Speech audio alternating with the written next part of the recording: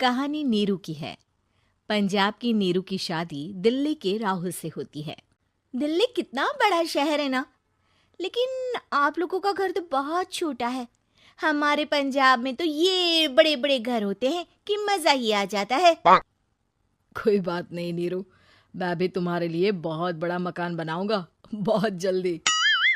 नीरू के पिता जहाँ पंजाब के जाने माने व्यापारी थे, वहीं उसका पति राहुल दिल्ली में एक सिंपल नौकरी करता था। माँ, यहाँ तो घी मक्खन इतना महंगा है कि क्या बताऊं। मैं तो तरस ही जाती हूँ घी खाने के लिए। नीरू की माँ को ये सुनकर बहुत दुख होता है। मेरी बेटी को घी नसीब नहीं हो रहा है और ये बहू यहाँ बैठकर घी में शक्कर डाल रही है। देख वनिता, मैं साफ कह रही हूँ, इस घर में जितना घी आएगा उतना ही मेरी बेटी के घर दिल्ली भी जाएगा। अरे ये क्या बात होती है माँ जी? बेटी का उतना ही करो जो अच्छा लगे। अब क्या मायके से घी और मक्खन तक की सप्लाई करोगी आप? हाँ, मेरी बेटी किसी चीज को तरसे मुझसे बर्दाश्त नहीं होता। अब क्या था, नीरू के मायके में 2 किलो घी आता तो 2 किलो दिल्ली जाता नीरू के पास।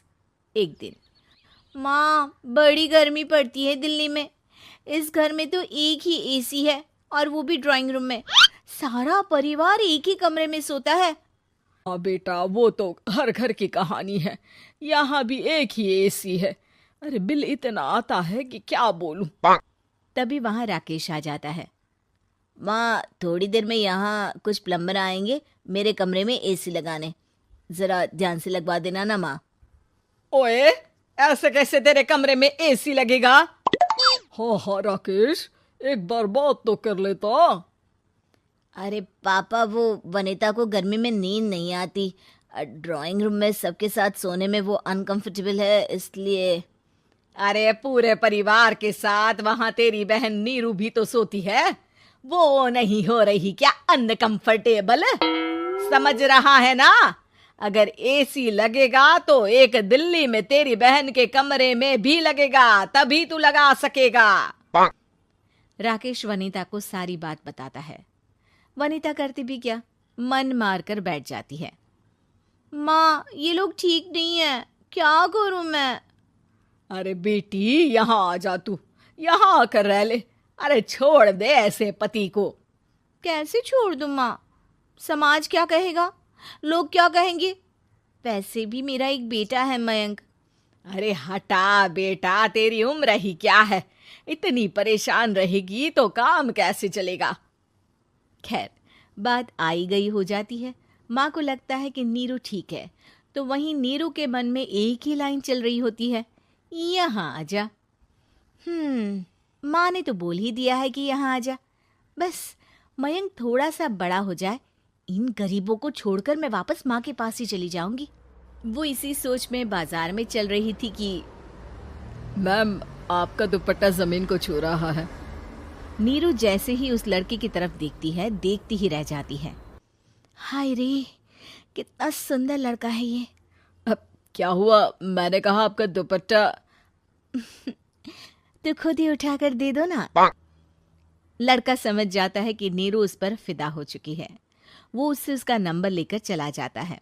अब क्या था, नीरू और रोहित में लगातार बातें होने लगती है। मैं हरियाणा का रहने वाला हूँ, यहाँ एक बड़ी कंपनी का मैनेजर हूँ। अच्छा, और कितने बच्चे हैं तुम्हारे? बच्चे? अरे मेरी तो शादी भी नहीं हुई है। तुम बताओ, शादी करोगी? नीरू शर्मा जाती है।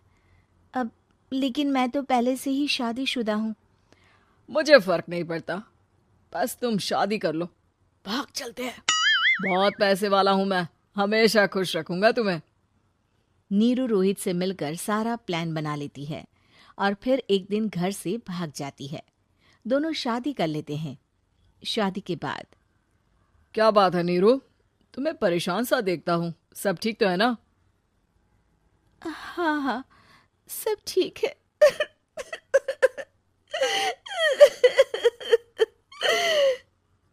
ये कहते कहते ही वो रोने लगती है।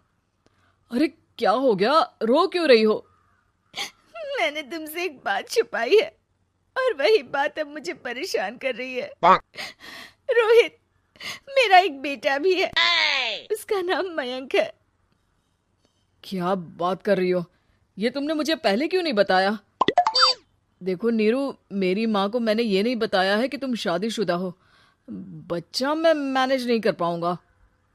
नीरू को समझ में नहीं आता कि वो क्या करे। तुम उस बच्चे को अपनी माँ को क्यों नहीं दे देती? नीरू चुपके से माँ को फोन करती है। माँ, क्या मयंक को तुम रख सकती हो? बेटा, मैं राकेश के साथ बात करती हूँ।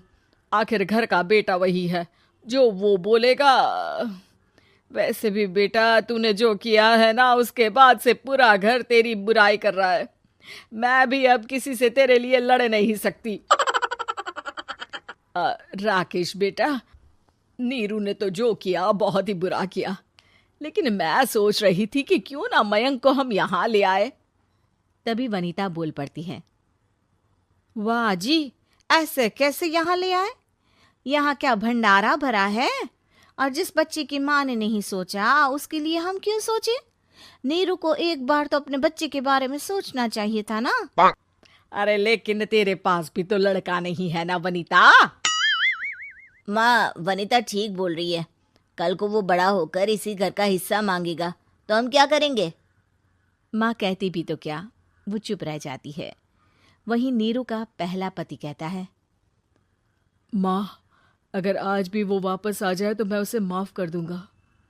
बेटा, गरीबी चीज ही ऐसी है, क्या करेगा? तू तो अब मयंक का सोच। वो बेचारा तो बिना माँ का हो गया। मयंक के खातिर तू दूसरी शादी कर ले बेटा। लोगों के लाख समझाने के बाद नीरू के पहले पति की शादी रिद्धि से हो जाती है, जिसके पहले पति से 2 बच्चे होते हैं। देखो जी, मैंने शादी सिर्फ बच्चे के खातिर की है। मैंने भी शादी सिर्फ बच्चों के खातिर की है। वहीं नीरू के दूसरे पति के मन में ये बात घर कर जाती है कि नीरू एक मासूम बच्चे को उसके खातिर छोड़ कर आई है। अब देखो नीरू, मुझे लगता है कि जो औरत अपनी कोख का बच्चा छोड़ सकती है, वो तो कुछ भी कर सकती है।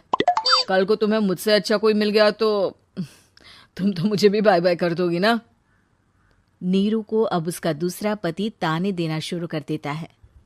तंग आकर नीरू उसके यहाँ से भागकर अपने पहले पति के पास चली जाती है, लेकिन ससुराल में क्या लेने आई है नीरू, मयंक को? नहीं नहीं सासू माँ, मुझसे गलती हो गई, मुझे माफ कर दीजिए। नीरू, अब वक्त खत्म हो गया है, मेरी शादी हो चुकी है। तो छोड़ दो ना उसे, हमारा बच्चा है। मैं आपको अपनी माँ नहीं मानता, मेरी नहीं मान तो बात अच्छी है। नीरू मयंक की बात सुनकर समझ जाती है कि उसके पास अब ना आसमान रहा ना ही जमीन।